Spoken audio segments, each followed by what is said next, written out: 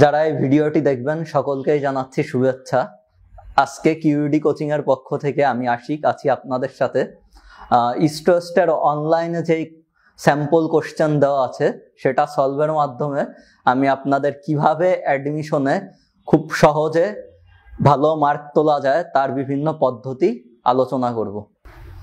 প্রথমে আমরা শুরু করছি ম্যাথের 51 নাম্বার কোশ্চেন দিয়ে। প্রথমে আমরা কোশ্চেনটা পড়ি। At which point does the circle x square plus Y square minus 4x minus 6y plus 4 equal to 0 touch the x axis. এই কথাটার অর্থ হচ্ছে এই বৃত্তটা এক্স অক্ষকে কোন বিন্দুতে স্পর্শ করে সেটা কোশ্চেনে আমাদের কাছে জানতে চাচ্ছে। তো প্রথমেই আমরা চিন্তা করি যে এই কোশ্চেনটা কিভাবে আমরা সলভ করতে পারি। প্রথমে আমরা আসলে এর জন্য আসলে আর খুব জটিলতার বা জটিল কিছু না, এইখানে আমরা শুধু একটা কাজ করলেই দেখতে পারি। আমরা বারবার এই যে অপশনগুলি আমাদের আছে এইগুলি আমরা বারবার এই বৃত্তের সমীকরণে বসা চেক করব যে আসলে কোনটা অনুযায়ী সঠিক হয়। প্রথমে আমরা ধরে নেই এইখানে পয়েন্ট হচ্ছে 2,0 2,0 জন্য আমরা x এর মান যদি 2 স্কোয়ার y এর মান 0 square minus 4 into 2 minus 6 into 0 plus 4। তো আমরা দেখি এটার জন্য আমাদের কি আসে 4 প্লাস 0 মাইনাস 8 মাইনাস 0 প্লাস 4। তো আমরা দেখলাম যে আমরা যখন 2,0 পয়েন্টটা এই বৃত্তের x আর y এর জায়গায় বসালাম তখন আমাদের যেই পুরা ফলাফলটা সেটা 0 সমান আসতেছে। তার মানে এই পয়েন্টের জন্য এই কথাটা সত্য। তো আমাদের এখানে অ্যান্সার এ। এখন আমরা আসি পরবর্তী কোশ্চেন 52 নাম্বার কোশ্চেনে, যেখানে বলা আছে in how many ways can the letters of courage be arrange so that each composition starts with vowel. এখানে বলা হচ্ছে যদি এটাকে আমরা বাংলায় অনুবাদ করি তাহলে আমরা এটাই পাই, কারেজ শব্দটিকে কতভাবে সাজানো যাবে যেখানে প্রত্যেকবারই আমরা যেভাবেই সাজাই প্রত্যেক কম্পোজিশনেই কি শুরুতে একটা ভাওয়েল থাকবে। তার মানে আমরা কারেজকে সাজাবো কিন্তু প্রত্যেকবারই কি শুরুতে একটা ভাওয়েল থাকতে হবে। এখন ইংরেজিতে ভাওয়েল আছে 5টা, আমাদের কারেজ যেই শব্দটা এইখানে মোট আমাদের লেটার আছে 7টা আর এখানে ভাওয়েল আছে মোট 4টা। তো আমাদের প্রথমেই চিন্তা করতে হবে আমরা যেই ওয়ার্ড সাজাবো প্রত্যেকটাই কি আমাদের 7 অক্ষরের হবে। তো আমরা এখানে আমাদের 7টা পজিশন আছে কিন্তু প্রত্যেকবারই শুরুর পজিশনে অবশ্যই এখানে একটা ভাওয়েল বসতে হবে, না হলে আমাদের কোশ্চেনের শর্ত পূরণ হবে না। এখন আমাদের প্রথমেই চিন্তা করতে হবে 4টা ভাওয়েলকে এই একটা পজিশনে আমরা কিভাবে বসাইতে পারি। সেটা যদি বসাইতে যাই সেটা বসানোর উপায় হচ্ছে 4p on। তো এখন আমরা যদি চিন্তা করি যে কোনোভাবে এই 4টার মধ্যে একটা, যেমন ও এইখানে বৈশা বসছে, তো ও এইখানে বসার পরে এই জায়গাটা কি ফিল আপ হয়ে যাচ্ছে। এই জায়গাটা ফিল আপ হওয়ার পরে আমার এইখানে বাকি থাকে আর 6টা অক্ষর। ওই 6টা অক্ষরকে যদি আমরা এই 6টা জায়গায় বসাইতে চাই সেই উপায় হচ্ছে 6 ফ্যাক্টোরিয়াল। তো এটার অ্যান্সার হবে 4p on ইন্টু 6 ফ্যাক্টোরিয়াল বা 4 ইন্টু 6 ফ্যাক্টোরিয়াল মানে 2880। এটার অ্যান্সার হচ্ছে সি।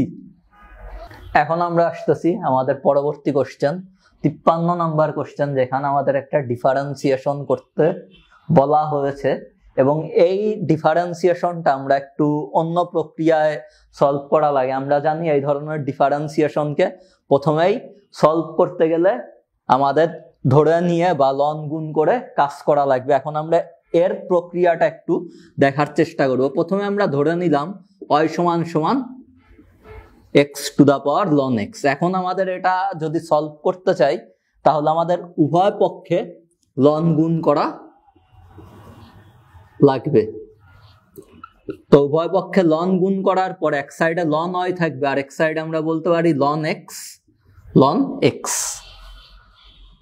বা আমরা বলতে পারি ln y সমান সমান ln x, এটাকে ln x হোল স্কয়ারও বলা যায়। এখন আমরা যদি ডিফারেন্সিয়েশন করি, উভয় পক্ষে এক্স এর সাপেক্ষে যদি আমরা ডিফারেন্সিয়েশন করতে চাই, তাহলে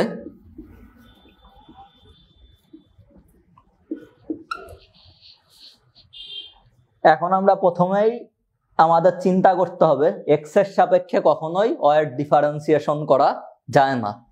তো এক্স এর সাপেক্ষে যেহেতু ওয়ার ডিফারেন্সিয়েশন করা যায় না, বাট এটাকে আমরা একটা কি বিশেষ প্রক্রিয়ায় লিখতে পারি। এই জায়গাটাকে আমরা একটা বিশেষ প্রক্রিয়ায় বলতে পারি যে এখানের থেকে যদি পাশে আমি এখান থেকে আবার শুরু করি, তাহলে আমি এই যে ডিডিএক্স অফ লন ওয়াই, এটাকে আমরা বলতে পারি 1/y into DDX of Y. আর বাকি যে অংশটা এইটা এখানে আছে লন এক্স হোল স্কোয়ারের আমাদের যেই ডিফারেন্সিয়েশন করা লাগবে, প্রথমে আমরা জানি এই ধরনের যদি অবস্থা হয়, প্রথমে এই লন এক্স কে আমরা এক্স চিন্তা করে আনিব। প্রথমেই আমরা এই লন এক্স কে এক্স চিন্তা করে এটার ডিফারেন্সিয়েশন করব। লন এক্স কে যদি আমরা এক্স ধরে ডিফারেন্সিয়েশন করি, বা লন এক্স কে যদি এক্স ধরা যাইতে পারে, অনেকে মনে মনে জেড চিন্তা করতে পারে, যাই চিন্তা করুক, আমরা এখানে এক্স চিন্তা করে করলাম। তো আমরা যদি চিন্তা করি এটা এক্স স্কোয়ার, তাহলে এক্স স্কোয়ারের ডিফারেন্সিয়েশন হবে 2x। যেহেতু আমরা এখানে লন এক্স কে এক্স ধরতেছি, তাই আমরা বলবো 2 ln x, 2 ln x into ddx of, যেটাকে আমরা x ধরছি সেটার আবার কি ডিফারেন্সিয়েশন, বা আমরা বলতে পারি 1/y 2 ln x, ln x এর ডিফারেন্সিয়েশন আমরা জানি 1/x, বা এটাকে আমরা বলতে পারি 1/y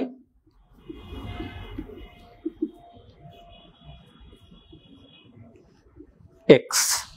এখন এখানে আমাদের দেখতে হবে, এখন আমাদের কোশ্চেন শেষ হয় নাই, কারণ আমাদের যেহেতু ডিফারেন্সিয়েশন বের করতে হবে, এখনো এই সাইডে 1/y থেকে গেছে। তো আমরা 1/y কে ওই সাইডে নিয়ে যাব। আমরা জানি প্রথমেই আমরা y সমান সমান x to the power ln x ধরে নিছি। এখন আমাদের দেখতে হবে এখানে কোন অ্যান্সারের সাথে আমাদের মিলে। আমরা দেখতেছি এইখানে সি নাম্বার অ্যান্সারের সাথে আমাদের মিলে যাচ্ছে, তো আমাদের অ্যান্সার হবে সি। তো এই কাজটা একটু ধৈর্য ধরে করতে হবে, কারণ অধৈর্য হলে চলবে না। কাজ খুবই সোজা, প্রক্রিয়া সব এক। এই টাইপের যত ম্যাথ আছে, এরকম X to the power X আছে, X to the power X square থাকতে পারে, বা X to the power X তারপরে এমনিও থাকতে পারে। এই টাইপের যত আছে সবই কি লন ধরে আমাদের সলভ করতে হবে। এগুলির সবগুলির প্রসেস বা প্রক্রিয়া একই রকম, একটু ধৈর্য ধরে করে গেলেই এগুলি আমরা সলভ করতে পারবো। এরপরে আসতেছি আমরা আমাদের পরবর্তী কোশ্চেন, 54 নাম্বার কোশ্চেন, যেখানে বলা আছে which expression is equivalent of sign on 50 degree. এটা চাইলে আপনারা ক্যালকুলেটারে করতে পারেন, ক্যালকুলেটারে করলে এটার অ্যান্সার ইজিলি পাওয়া যাবে। আর যদি কেউ নর্মালি হাতে করতে চান, তারও একটা উপায় আছে। আমাদের প্রথমে দেখতে হবে সাইন 150 ডিগ্রির মান কত। তো আমরা জানি সাইন 150 ডিগ্রির মান, এটা আসলে ক্যালকুলেটারে দিলেই বোঝা যায় এটার মান হচ্ছে হাফ।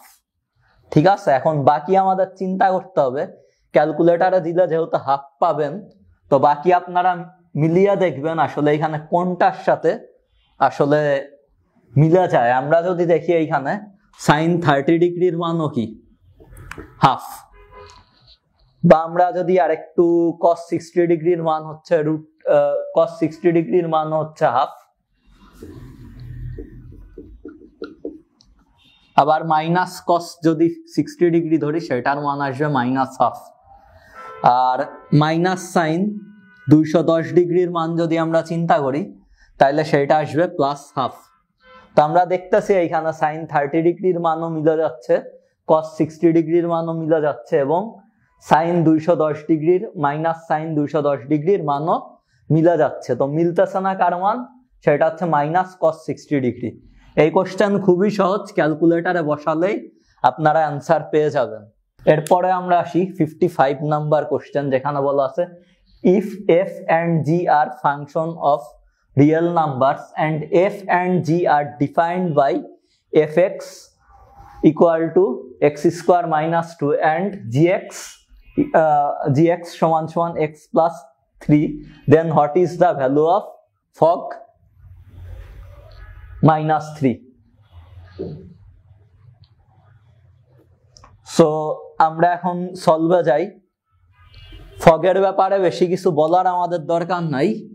ফগ, এই যে ফগ, এটা মানে এফ অপারেশন জি, এটাকে আমরা চাইলে এমনেও বলতে পারি, ফগকে চাইলে এমনেও প্রকাশ করা যায়, এফ ফগকে চাইলে এমনেও বলা যায়। তো আমরা এখানে যেটাই কাজ করব, আমরা এখানে জিএক্স এর যেই পুরা মানটা আছে সেটাকে আমরা এফ এর এক্স এর জায়গায় বসায় দিব। জিএক্স এর যেই মান আছে এক্স প্লাস 3, সেটাকে আমরা এফ এক্স এর জায়গায় বসিয়ে দেব। তো প্রথমে আমরা যদি কাজ করতে চাই তাহলে জিএক্স এর মান হচ্ছে এক্স প্লাস 3, তো আমরা এখানে এটাকে যদি আমরা এফ এক্স এর জায়গায় বসাই তাহলে সেটা হবে x plus 3 whole square minus 2, বা এটাকে আমরা বললে x square plus 6x plus 9 minus 2, বা আমরা বলতে পারি x square plus 6x plus 7। তো আমরা ফগের মান পাইলাম x square plus 6x plus 7। এখন আমরা যদি ফগ মাইনাস 3 বসাই, তো এখানে এক্স এর জায়গায় সব জায়গায় এক্স এর প্রত্যেকটা জায়গায় কি বসবে, মাইনাস 3 বসবে।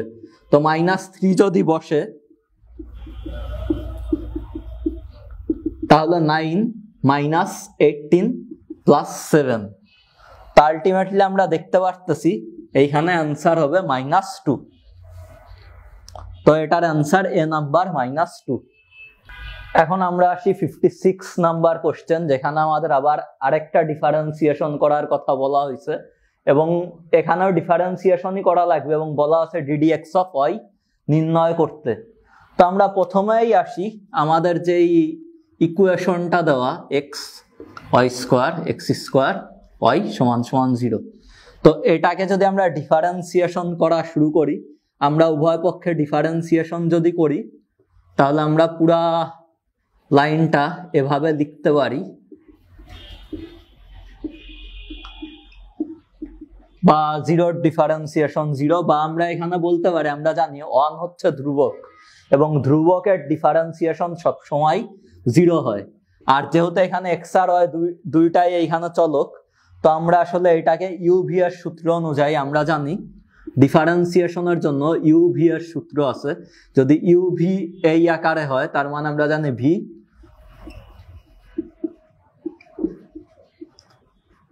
তো আমরা এটাকে ইউভি এর ডিফারেন্সিয়েশনের এই সূত্র অনুযায়ী লিখব। তো এই সূত্র অনুযায়ী যদি আমরা লিখি তাহলে আমরা বলতে পারি সফ X plus Y square plus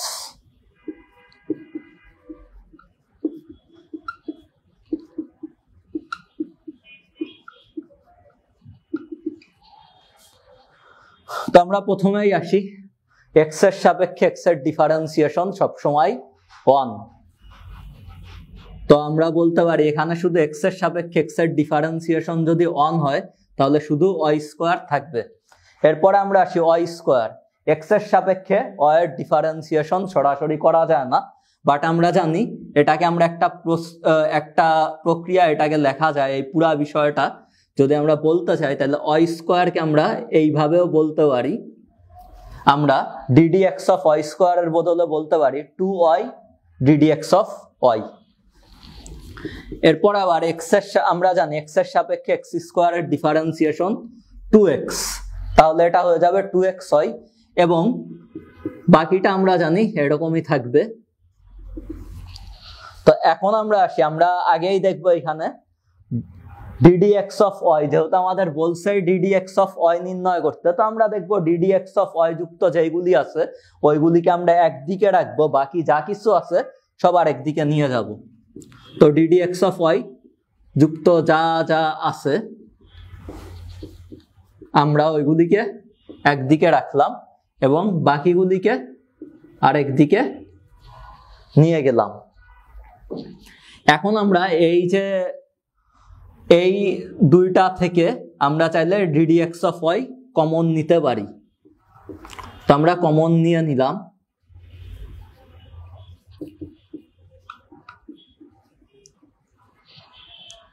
তো কমন নেওয়ার পরে আমরা এখন ddx অফ y এর সাথে যা কিছু আছে তা অন্যদিকে পাঠায় দিব। অন্যদিকে পাঠায় দিলেই আমাদের কাঙ্ক্ষিত মান চলে আসবে, বা ডিফারেন্সিয়েশনের যেই মান তা আমরা পেয়ে যাব। এখন দেখতে হবে এইখানের থেকে আমরা কি কমন নিতে পারি, কারণ এই আনসার যদি দেখি এই আনসারের সাথে আসলে আমাদের এইখানের কোনো অপশনই মিলতেছে না। তো কোনো অপশন না মিললেও আমাদের আসলে বিচলিত হওয়ার কোনো কিছুই নাই। আমরা যদি উপরের থেকে -y কমন নেই তাইলে এই পুরা যা আছে সেটাকে আমরা বলতে পারি -y কমন নিলে এটাকে বলা যায় y প্লাস 2x বলা যায়। আর এইখানের থেকে যদি আমরা x কমন নেই, x কমন নিলে সেটাকে বলা যায় হচ্ছে x প্লাস 2y। তো আমাদের আগে দেখতে হবে যে কোনটার সাথে আসলে আমাদের মিলে। তো আমরা যদি খেয়াল করি এইখানে যদি আমরা ভালো করে খেয়াল করি আসলে এইখানে অপশনে কোনোটার সাথেই মিলতেছে না। তার মানে আমি যদি একটু কোশ্চেনটা একটু খেয়াল করি, তো কোশ্চেনটা একটু খেয়াল করলে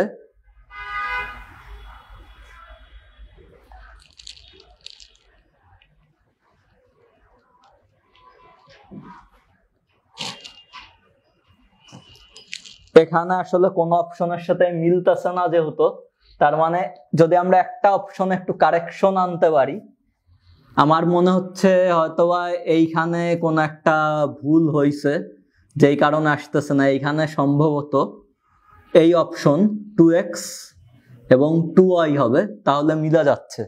আমার মনে হয় এই অপশনটা y প্লাস 2x এবং x প্লাস 2y হবে, তাহলে আমাদের কোশ্চেনের সাথে আমাদের যেই নমুনা কোশ্চেনের সাথে পুরাপুরি মিলতেছে, তখন এটার অ্যান্সার হবে বি।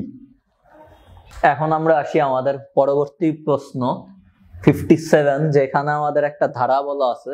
দেখেই আমরা আসলে একটা আইডিয়া করতে পারি এটা একটা সমান্তর ধারা। এটা আমরা 9-10-এ যখন আমরা ক্লাস 9-10-এ ছিলাম বা স্কুলে ছিলাম, তখন আমরা আমাদের এইরকম একটা অধ্যায় ছিল যেখানে সমান্তর ধারা আর গুণোত্তর ধারা ছিল। এটা সেই সমান্তর ধারার অঙ্ক। যদিও মনে হতে পারে অনেক ক্ষেত্রে যে আসলে এইচএসসিতে তো নাই, তারপরেও অ্যাডমিশনের ক্ষেত্রে, বিশেষ করে স্ট্রেসড অ্যাডমিশনের ক্ষেত্রে তারা বেসিক চেক করার জন্য এ ধরনের কিছু ম্যাথ দিতে পারে। তো সমান্তর ধারার একটা ম্যাথের জন্য প্রথমেই আমাদের জানা লাগবে প্রথম পদ। এখানে প্রথম পদকে আমরা বলবো এ, যার মান হচ্ছে অন। এরপর আমাদের বের করার দায়িত্ব কমন ডিফারেন্স বা সাধারণ অন্তর বা সাধারণ যেই ব্যবধান সেইটা। তো আমরা দেখতেছি এখানে সাধারণ ব্যবধান কি, আমরা যদি চিন্তা করি প্রথম পদ 1, দ্বিতীয় পদ কি 3। তো আমরা যদি 3-এর থেকে 1 বিয়োগ দেই তাইলেই আমরা কি দেখতে পারি যে এখানে কি 2, প্রথম পদ আর দ্বিতীয় পদের মধ্যে ব্যবধান হচ্ছে 2। আবার তৃতীয় পদ এবং পঞ্চম পদের মধ্যেও ব্যবধান কি 2। তার মানে আমাদের এখানে সাধারণ যেই ব্যবধান বা কমন ডিফারেন্স হচ্ছে 2। এখন আমাদের জানতে হবে আসলে এখানে কয়টা পদ আছে। আসলে আমরা যদি দেখি এগুলি সবই 1, 3, 5, 7 এগুলি সবই কি বিজোড় সংখ্যা।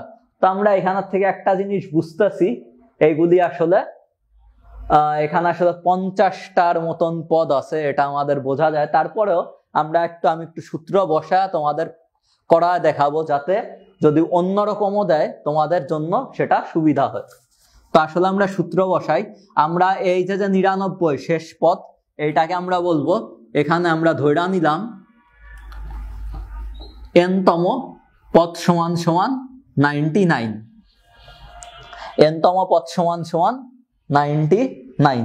তো n-তম পদ সমান সমান যদি 99 হয়, তো আমরা এটার ক্ষেত্রে সূত্র বসাইতে পারি a plus n-1 into d সমান সমান 99। n-তম পদ বা এটাকে আমরা বলতে পারি শেষ পদ সমান সমান কি, এটাই তো আমাদের শেষ পদ।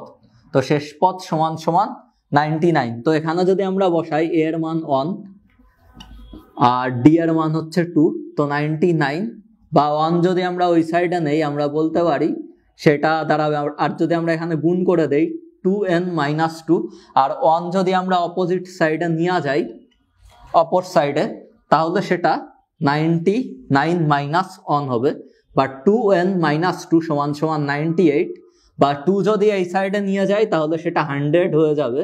আমরা জানি এইখানে আমি একটু সংক্ষেপ করলাম, আমি আর বেশি কিছু বলতেছি না। তো এখানে পদ সংখ্যা হবে 50। তো মোট পদ সংখ্যা যদি 50 হয় তো আমরা সমষ্টির সূত্র থেকে জানি সমষ্টির সূত্র হচ্ছে n/2 × 2a + n-1 × d। সমষ্টির সূত্র হচ্ছে এটা। তো এখানে আমরা n এর মান বসাইলাম, a এর মান বসাইলাম 1 এবং d এর মান বসাইলাম 2। তো বাকি ক্যালকুলেশন বুঝতেছই, 50 এর থেকে 1 বিয়োগ করলে 49, 49 × 2 98, 2 × 1 = 2, 2 + 98 = 100, আর 25 আর 100 গুণ করলে আমরা জানি এটা আসবে হচ্ছে 2500 বা 2500। তো এখানে আমি আরেকটা কথা বলি, এই যে একটা প্রক্রিয়া দেখাইলাম এটা আসলে তোমাদের সুবিধা হবে যদি অন্যরকম দেয় তার জন্য। এখন আমি এখানে আরো কিছু একটা বলতে চাই, যেটা হচ্ছে এই জায়গাটা আমি একটু মুছে তোমাদের একটা জিনিস বলি। এইটার ক্ষেত্রে আবার একটা শর্টকাট রুল আছে। এখানে সবই যেহেতু বিজোড় সংখ্যা, এখানে আমরা দেখতে পারতেছি কি এখানে সবই কি বিজোড় সংখ্যা। তো এখানে বিজোড় সংখ্যা আসলে কয়টা আছে যদি আমরা এখান থেকে কাউন্ট করি তাহলে আমরা বুঝতেছি এখানে 50টা বিজোড় সংখ্যা আছে। তো আমরা ধরে নিলাম এইটার ক্ষেত্রে একটা সহজ সূত্র হচ্ছে, আমি লিখলাম n সংখ্যক বিজোড় সংখ্যার যোগফল = n²। ঠিক আছে? তো আমরা এখানে দেখতেছি এখানে 50টা বিজোড় সংখ্যা আছে। তো আমরা যদি n² এর রুল অনুযায়ী কাজ করতে যাই আমরা জানি এখানে n এর মান 50, তো এখানে 50² বসাইলেই আমরা আসলে আমাদের সমষ্টি পেয়ে যাচ্ছি। তো যদি কখনো বিজোড়ের সংখ্যার ক্ষেত্রে এরকম কোনো ধারা আসে সেটা চাইলে এরকম শর্টকাটেও সলভ করা যাবে। সেই ক্ষেত্রে আগে তোমার এইখানে দেখতে হবে মোট পদ সংখ্যা কয়টা আছে, তাহলেই তুমি আসলে এই সূত্রটা ব্যবহার করতে পারবা। এটা বিজোড়ের ক্ষেত্রে। আর এটা এত বড় করে দেখানোর কারণ একটাই, যাতে অন্যরকম আসলেও তোমাদের কোনো অসুবিধা না হয়। এইটা শুধু তোমরা এরকম যদি বিজোড় সংখ্যার যোগফল থাকে, যদি এরকম সিরিয়ালি 1, 2, 5, তাহলে সেই ক্ষেত্রে তোমরা করতে পারবা। এখন আমরা আসি আমাদের পরবর্তী কোশ্চেন, 58 নাম্বার কোশ্চেন, যেখানে একটা ইন্টিগ্রেশন করার কথা বলা হয়েছে, যার জন্য আমাদের 4টা অপশন দেওয়া আছে। ইন্টিগ্রেশনটা খুবই সহজ। আমরা তাহলে শুরু করি ইন্টিগ্রেশন আমরা প্রথমে দেখতেছি উপরে আছে x³ + 4/x²। এখন আমরা চিন্তা করি আসলে এটা একেবারেই সোজা। আমরা যদি একটু আলাদাভাবে চিন্তা করি, এটাকে এভাবে যদি লিখি কোনো অন্যায় বা কোনো ক্ষতি নাই, বা ম্যাথের কোনো ত্রুটি বিচ্যুতি হচ্ছে না, বা এটাকে বলা যায় x + 4/x²। x²টা একটু ঠিকভাবে দেই। এখন আমরা দেখি, এখন যখন এই অবস্থা আসতেছে আমরা একটু আলাদা ভাবে চিন্তা করি। আর এটাকে আমরা লিখলাম 4/x²। এখন এতটুকুর যদি ইন্টিগ্রেশন আমরা করতে পারি তাহলেই আমাদের কোশ্চেন এখানে সলভ হয়ে যাবে। আমরা শুধু এতটুকুর যদি ইন্টিগ্রেশনে ঠিকভাবে করতে পারি তাহলেই এর আমরা অ্যান্সার পাবো। আমরা জানি, আমরা নিয়ম অনুযায়ী জানি ইন্টিগ্রেশনের ক্ষেত্রে যদি x⁴n থাকে তাহলে আমরা জানি ওইটা করা লাগে এইভাবে, n+1 নিচে n+1। তো আমরা এটাও সেম একই রুলসেই করব, 1+1 নিচে 1+1। আর এইটাও একই রুলসেই করব। এটা আগে একটু চিন্তা করতে হবে, আমরা 4 আগে নিয়ে আসলাম যেহেতু এটা ধ্রুবক, আর এইখানে x² আছে নিচে, হর হিসাবে আছে x², তার মানে এটাকে বলা যায় x⁻⁻2, এভাবেও বলা যায়। তো আমরা যদি একটু এই লাইনটা এদিকে নিয়ে আসি তাহলে আমরা বলতে পারি যে এইখানে থাকলো একটা ½ x²। তো আমরা দেখতেছি আমাদের কিছু কিছু জায়গায় মিলা যাচ্ছে। অ্যান্সারের সাথে, হয়তো বাকিটাও আসবে। তো বাকিটা যদি আমরা নেই 4, আর এইখানে যদি এটার ইন্টিগ্রেশন আমরা করি তাহলে বলতে পারি -2 + 1 -2 + 1, আর এইখানে একটা সি দিয়া দিলাম, যেহেতু ইন্টিগ্রেশনের নিয়ম অনুযায়ী একটা সি যোগ করার নিয়ম, একটা ধ্রুবক, তো ইন্টিগ্রেশনের নিয়ম অনুযায়ী আমরা একটা ধ্রুবক যোগ করে দিলাম। এখন এইখানে দেখি -2 + 1 মানে -1, আর এই -1 আর 4 গুণ করলে সেটা -4 হয়ে যাবে, আর এইখানে উপরে থাকতেছে শুধু x ইনভার্স প্লাস সি, বা half x² - 4/x plus c. তো আমাদের আসলো half x² - 4/x plus c. তো আমরা দেখতেছি এটার সাথে আমাদের অপশন যেটা মিলে সেটা হচ্ছে অপশন ডি, আমাদের মিলে যাচ্ছে। তো এখানে আমাদের অ্যান্সার হচ্ছে অপশন ডি। এখন আমাদের পরবর্তী কোশ্চেন 59, যেখানে আমাদের বলা আছে একটা লিমিট দেওয়া আছে, আপার লিমিট হচ্ছে 5 অ্যান্ড লোয়ার লিমিট -2, এবং একটা ইন্টিগ্রেশন এর কথা বলা আছে। তো আমাদের এই পুরাটার থেকে ইন্টিগ্রেশনের ফলাফল বের করা লাগবে। বের করার পরে আমাদের দেখতে হবে কোন অপশনের সাথে আমাদের এইখানে মিলে। তো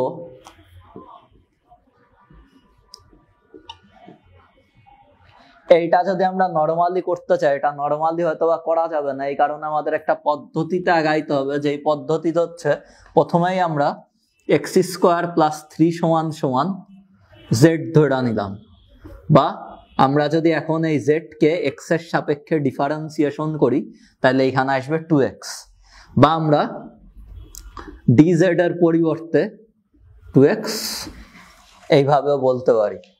তো আমরা একটা কাজ করি এখন, তাইলে আমরা বলতে পারি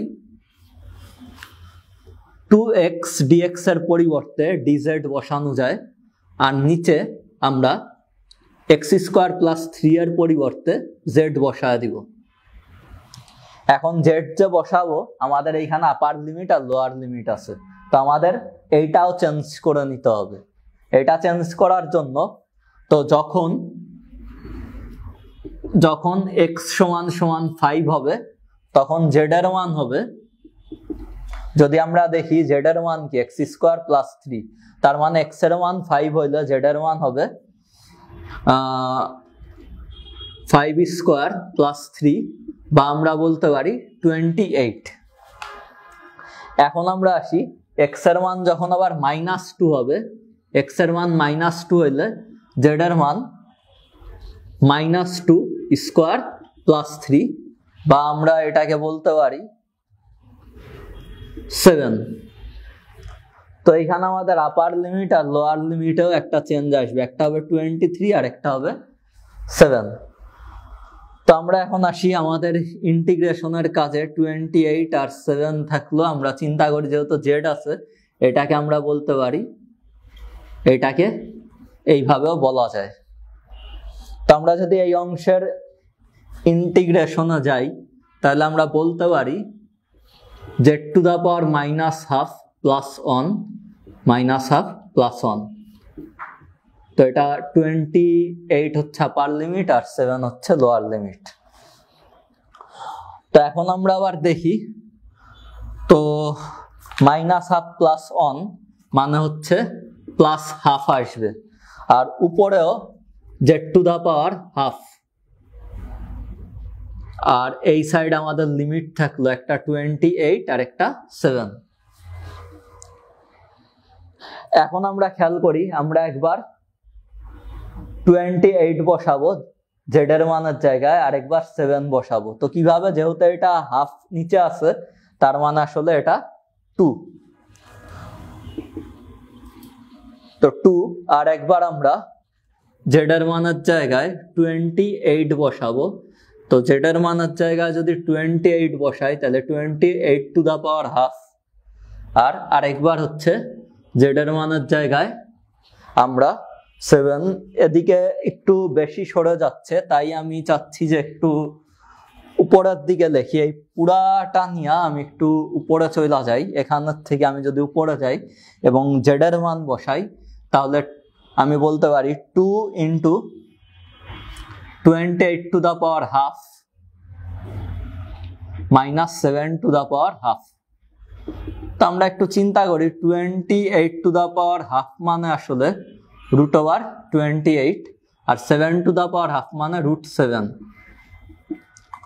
তো আমরা যদি এই বিবেচনায় কাজ করি তো আমরা বলতে পারি যে আসলে এটা হচ্ছে 4 × 7 আর এইখানে হচ্ছে 7। আসলে 28 মানে হচ্ছে 4 × 7 = 28, ছোটবেলায় আমরা নামটা শিখছি ওই অনুযায়ী। আর 4 যেহেতু এটা রুটের ভিতরে আছে, এই 4 কে যদি আমরা রুটের বাইরে নিয়ে আসি তাহলে সেটা 2 হয়ে যাবে, আর এইখানে -√7 থাকবে। তো 2√7 -√7 = √7, আর এইখানে শুধু আমরা জানি √7 থাকবে, তার মানে 2√7ই হচ্ছে আমাদের এইখানে অ্যান্সার। এখন আমরা আসি আমাদের পরবর্তী কোশ্চেনে, 60 নাম্বার কোশ্চেন, যেখানে বলা আছে ইফ দ্য ডিটারমিনেন্ট অফ, এখানে একটা নির্ণায়ক দেওয়া আছে, সেটা যদি 0 হয় তাহলে x এর ভ্যালু কত। মূল কথা এটার মান x হইলে x এর ভ্যালু কত। তো x এর ভ্যালু বের করতে হইলে আগে আমাদের নির্ণায়ক সম্পর্কে একটু আইডিয়া থাকতে হবে, নির্ণায়ক কিভাবে সমাধান করা যায় সেই সম্পর্কে আমাদের আইডিয়া থাকতে হবে। তো প্রথমেই আইডিয়া আমরা জানি যে নির্ণায়কের ক্ষেত্রে যদি 3টা একই রকম হয় চাইলে একটা কি কমন নিয়ে নেওয়া যায়। তো আমরা কমন নেই, কমন নেওয়ার পরে আমরা দেখতেছি a x 1 1 1 c x c। তো কমন নেওয়ার পরে আমরা দেখলাম এইখানে একটা লাইনে সব জায়গায় 1 চলে আসে। তো আমরা এখানে আরেকটা কাজ করি, আমরা যেই লাইনে 1 আসছে এটাকে আমরা একটু বড় তুলা যাই। যদি নির্ণয় করা থাকে তাহলে এই সম্পর্কে আমার মনে হয় সবারই নর্মাল বেসিক জ্ঞান আছে, যে আমরা জানি আমরা যদি এরকম কোনো দুইটা রো এর মধ্যে অদল বদল করি তাহলে আমাদের একটা কি মাইনাস কমন নেওয়া লাগে। এখানে আমরা প্রথম রোকে দ্বিতীয় রো বানায় ফেললাম এবং দ্বিতীয় রোকে প্রথম রো বানায় ফেললাম, এই কারণে আমরা একটা কি মাইনাস কমন নিলাম। এখন আমরা যেই কাজটা করব এখানে, এই কাজের নাম হচ্ছে আমরা কলাম 1 থেকে কলাম 2 বিয়োগ করব এবং কলাম 2 থেকে কলাম 3 বিয়োগ করব। এই কাজটাকে চাইলে আমরা এমনও বলতে পারি যে c1 প্রাইম সমান সমান c1 মাইনাস c2 এবং c2 প্রাইম সমান সমান c2 মাইনাস c3, মানে কলাম 1 থেকে কলাম 2 বিয়োগ করব এবং কলাম 2 থেকে কলাম 3 বিয়োগ করব। জানোই বিয়োগ করলে উপরে 0, 1 থেকে 1 বিয়োগ করলে 0 এবং 1 থেকে 1 বিয়োগ করলে 0 আসবে। এবং আমরা বাকি যদি বলি a এর থেকে a বিয়োগ করলে 0 আসবে এবং a এর থেকে x বিয়োগ করলে -x, বাকিটা এরকম থাকবে। এবং c এর থেকে যদি বিয়োগ করি তাহলে c - x, x - c এবং বাকিটা এমনই থাকবে। এখন নির্ণায়কের আরেকটা রুলস অনুযায়ী আমরা জানি যদি 0 0 1 হয় কোনো জায়গায় বা এরকম হয়, আমরা চাইলে 0 0 1 এই কন্ডিশনে আমরা চাইলে এই রো এবং এই কলাম সরাসরি বাদ দিয়ে ফেলতে পারি। আমরা চাইলে এই রো এবং এই কলাম বাদ দিয়ে ফেলতে পারি এবং আমরা সেই কাজটাই করব। একটু আমরা উপরে চলে আসি, আমরা এই প্রথম রো আর প্রথম কলাম বাদ দিয়ে ফেলবো। তো প্রথম রো আর প্রথম কলাম যদি বাদ দেই তাহলে এখানে থাকবে 0, এখানে a - x, c - x and x - c। এখন আমাদের জন্য কাজ খুবই সোজা, আমরা যদি নরমালি গুণ করি আমরা জানি এটার সাথে এটা গুণ হবে এবং এটার সাথে এটা গুণ হবে। ওকে, তাহলে আমরা সেই কাজটাই করি। আর এইখানে একটা আগে আমরা এই পুরাটা কইরা নেই, তারপরে হচ্ছে বাকিটা আসতেছি। তো গুণ করার পরে 0-র সাথে যদি আমরা x - c গুণ করি তাহলে 0ই হবে এবং বাকিটা যদি আসি তাহলে প্রথমে 0 এবং বাকিটা হচ্ছে a - x into c - x। তো পুরা যা আছে পুরাটাকে আমরা যদি ক্যালকুলেশন করি তাহলে b into a - x into c - x বলা যায়। আচ্ছা, তাহলে এখন যেহেতু এটা বলা গেল তো আমরা দেখি প্রথমেই আমাদের বলা আছে পুরাটার মান হচ্ছে এখানে 0, পুরাটার মান 0 মানে, আর এই ক্যালকুলেশন করার পর আমরা এখানের থেকে এটার মান পাইলাম এতটুকু।